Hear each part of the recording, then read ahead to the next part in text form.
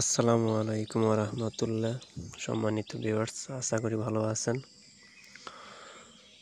আমার এগুলো সবগুলোই আসলে দেশি মুরগি।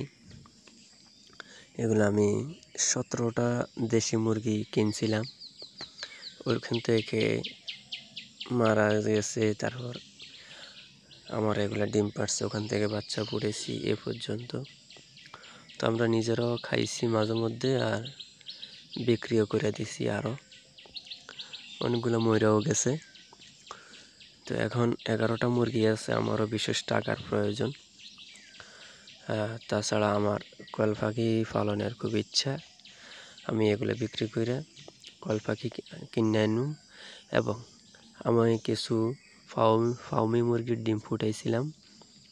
ওইখানে 17 পিস ফাউমি মুরগির বাচ্চা ফুটছে। তো এগুলো আমি আমার ছোট্ট ঘরে নিয়ে আসার জন্য এগুলো বিক্রি করে দেব।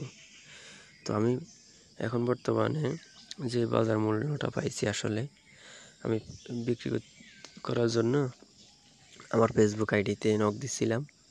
আমার ভাই বলেছিল ফেসবুকে বলার জন্য। আমার যেহেতু অনেকগুলো ফ্রেন্ড আছে, তো ফেসবুকে দিলে বলছে যেগুলো তাড়াতাড়ি বিক্রি হয়েছিল। তো দেখলাম যে হ্যাঁ, ব্যাপারটা আইডিয়াটা ভালোই দিছে।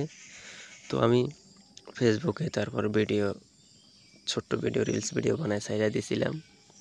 তো সাথে সাথে আমার এলাকার লোক ভাই বেড়াদাররা কমেন্ট করছে ওখানে কার কতটা লাগবে। অবশেষে দেখি আমার 11টা মুরগির মধ্যে যে কয়জন আসছে, এখন আমি আর বেশি মুরগি দিতে পারতেছি না। তো আমি ফেসবুকে রেট দিছিলাম যে যেহেতুগুলো ডিম পাড়তেছে মুরগি, 600 টাকা করে বিক্রি করার জন্য রেট দিয়েছি। আলহামদুলিল্লাহ বেচা হয়ে গেছে। তো আমি 600 টাকা করে রেট দিছি, তবে এখনও হাতে টাকা আসে নাই। কে কত কম দেয় সেটাও আসলে দেখার বিষয় আছে। তো ঠিক আছে, সবাই ভালো থাকবেন, সুস্থ থাকবেন, এই কামনায় শেষ করছি। আল্লাহ হাফেজ। আসসালামু আলাইকুম ওয়া রাহমাতুল্লাহ।